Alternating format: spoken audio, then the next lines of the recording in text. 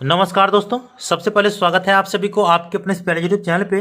दोस्तों, इस वीडियो में बात करेंगे एलएलएमयू डिग्री पार्ट 2 के वैसे छात्रों के ऑब्जेक्टिव क्वेश्चन के ऊपर जिनका सब्सिडरी में फिजिक्स है।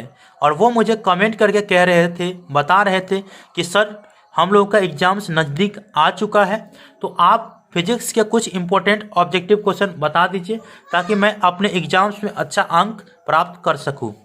तो मैंने आप लोगों का अधिक कमेंट देखा, तो मैंने सोचा कि क्यों ना आपको सैंपल के तौर पर बता दिया जाए और ये भी बता दिया जाए कि आप लोगों के लिए जो गेस्ट पेपर उपयोगी होंगे वो कौन से गेस्ट पेपर होंगे, क्योंकि आप लोगों का बहुत ज़्यादा कमेंट आया और मैं रिप्लाई नहीं दूँ ये और इसके ऊपर वीडियो नहीं बनाऊँ तो ये हो नहीं सकता है। ठीक है, तो इसी प्रकार से मैं सभी सब्जेक्ट का कुछ सैंपल बताऊंगा।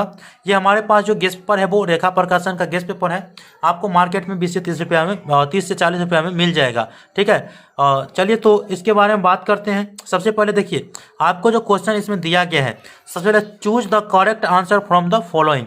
नीचे के जो करेक्ट आंसर होंगे आपके क्वेश्चन का उसे चूज करना है। ठीक है, तो पहला क्वेश्चन आप लोग देख सकते हैं कि लैपलास इक्वेशन इज। तो लैपलास इक्वेशन आप लोग पढ़े होंगे तो इसका फॉर्मूला आपको पता होगा।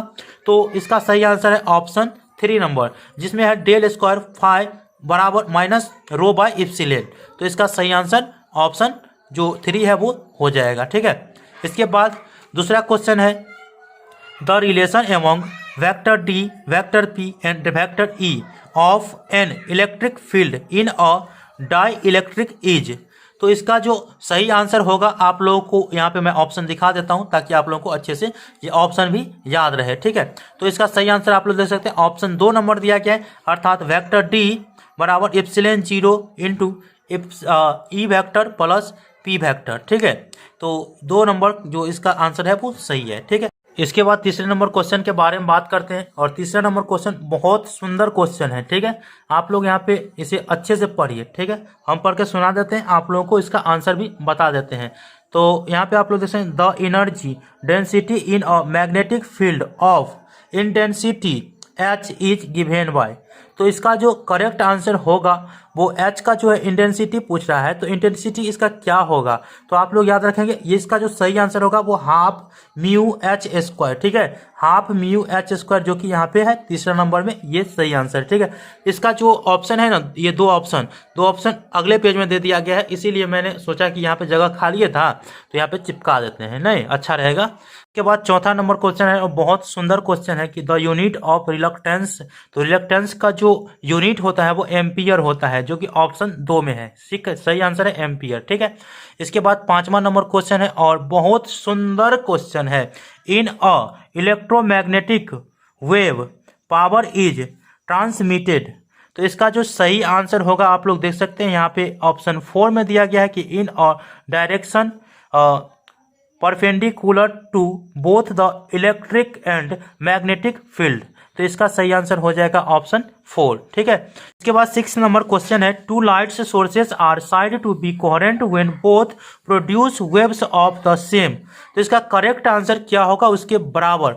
तो आप लोगों को यहाँ पे ऑप्शन दिया गया है, ऑप्शन 4 सही आंसर दिया गया है कि wave length but having a constant phase difference.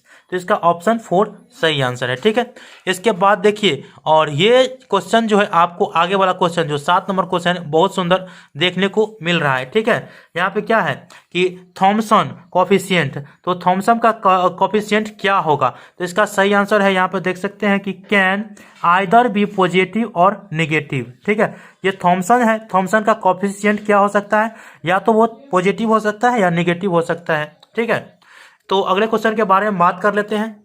इसके बाद 8 नंबर क्वेश्चन और देख सकते हैं कि बहुत सुंदर क्वेश्चन यहाँ पे दिया गया है, इसे आपको सोल्व करके ही बनाना पड़ेगा, लेकिन मैं यहाँ पे सोल्व नहीं करूंगा क्योंकि टाइम बहुत ज़्यादा लग जाएगा। ठीक है, तो क्वेश्चन पढ़ते हैं, आंसर बताते हैं। तो if a condenser of capacity 1 mu F is connected with an inductance of 10 mu H then the natural frequency of the circuit is. तो इसका सही आंसर इसमें दिया गया ऑप्शन 2, अर्थात यहाँ पे 1591 हेक्टेयर। ठीक है, इसके बाद 9 नंबर क्वेश्चन है और ये भी बहुत सुंदर क्वेश्चन है। The galvanometer which is use for the determination of mutual inductance between two coils is. तो इसका सही आंसर जो हो जाएगा वो बैलिस्टिक गैल्वेनोमीटर, जो कि ऑप्शन 1 में है। तो आप लोगों को ये चीज़ याद रखना है। इसके बाद 10 नंबर क्वेश्चन, और ये भी क्वेश्चन आप लोगों को फॉर्मूला के हिसाब से ही याद रखना पड़ेगा कि if theta is the phase angle between the current and voltage in a circuit the power factor is equal to. तो इसका सही आंसर यहाँ पे दिया गया है कॉस थीटा। जी हाँ, कॉस थीटा यहाँ पे दिया गया है, तो आप लोग याद रखेंगे कॉस थीटा।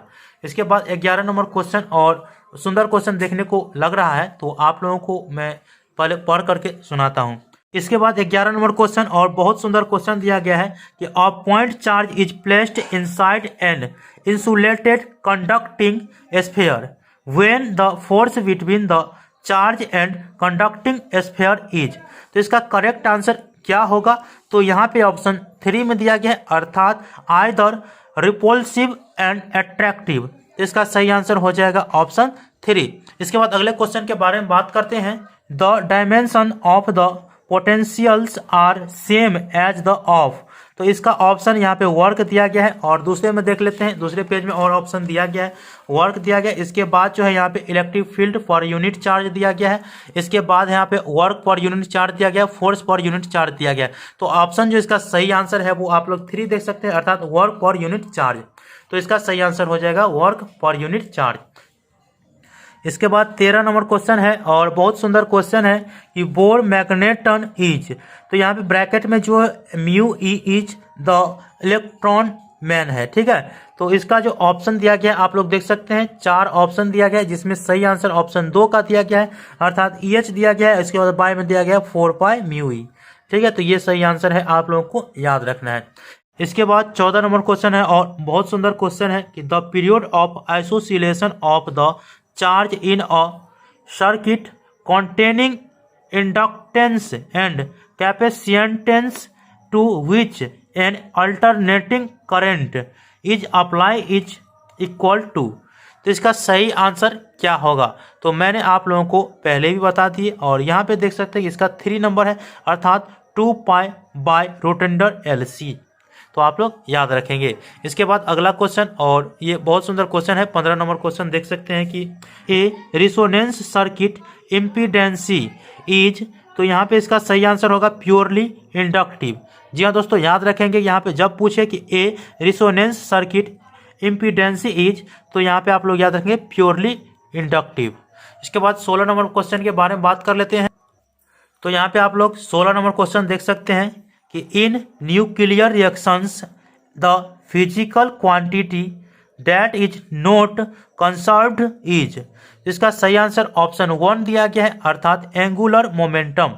तो ऑप्शन 1 का सही आंसर हो जाएगा। आगे बढ़ते हैं दोस्तों, और 17 नंबर क्वेश्चन बताते हैं। Interference things can be obtained by. तो इसका सही आंसर क्या होगा? तो यहाँ पे आप लोग देख सकते हैं 4 में दिया गया है, ऑप्शन 4 कि neither the division of wave front nor the division of amplitude. तो इसका सही आंसर हो जाएगा ऑप्शन 4, जो कि यहाँ पे है, ठीक। इसके बाद 18 नंबर क्वेश्चन देख सकते हैं कि laser is a device to produce. तो ये लेजर के बारे में आप लोगों को अच्छी तरह से पता होगा, एक्सरे वायरे। तो यहाँ पे आप लोगों का जो आंसर दिया गया है वो 3 दिया गया है कि बीम ऑफ इंटेंसी वाइट लाइट, ठीक है। इसका सही आंसर ये है। इसके बाद 19 नंबर क्वेश्चन दिया गया है the rotational and vibrational spectra of a gas generalize in. इसका सही आंसर जो हो जाएगा वो यहाँ पे 3 दिया गया है, आप लोगों को दिखा देता हूँ। यहाँ पे 3 दिया गया है आंसर, अर्थात ये हो जाएगा, अर्थात the ultra voltage region, ultra voltage region. इसके बाद 20 नंबर क्वेश्चन, और इस पार्ट का मैं अंतिम क्वेश्चन बता रहा हूं। तो आप लोगों को इससे ज़्यादा क्वेश्चन चाहिए ना, तो आप गैस पेपर खरीद लीजिए, जो कि 30 से 40 रुपया में आपको मार्केट में मिल जाएगा, रेखा प्रकाशन का, ठीक है। The direction of propagation of electromagnetic wave is. तो इसका सही आंसर क्या होगा? तो आप लोगों का ऑप्शन 1 तो यहाँ पे दिखाई दे रहा है, लेकिन 2, 3, 4 के लिए इधर आना पड़ेगा, ठीक है। तो यहाँ पे आप लोग देख सकते हैं कि 2 भी दिया गया है, 3 भी दिया गया और 4 भी दिया गया, लेकिन आंसर जो है वो सही है 1।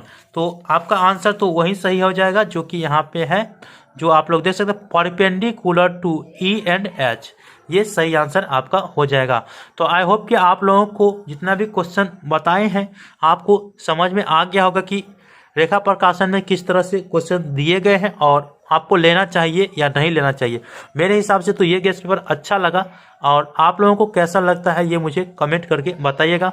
बाकी ये जो है आप लोगों को मैं बता दूं कि बहुत अच्छे तरह से गेस्ट पेपर में क्वेश्चन इंक्लूड किया है। आप लोगों को मैं पूरा तो नहीं बता सकता हूं क्योंकि बहुत कम समय बचा गया है, और आप यहाँ पर देखिए टोटल 238 दिया गया है फिजिक्स सब्सिडरी के लिए, और आपको पता है 100 क्वेश्चन पूछेगा जिसमें से हमें आंसर देना है मात्र 75-80 क्वेश्चन का। ठीक है, तो मिलते हैं अगले वीडियो में, तब तक के लिए धन्यवाद। जय हिंद, जय भारत।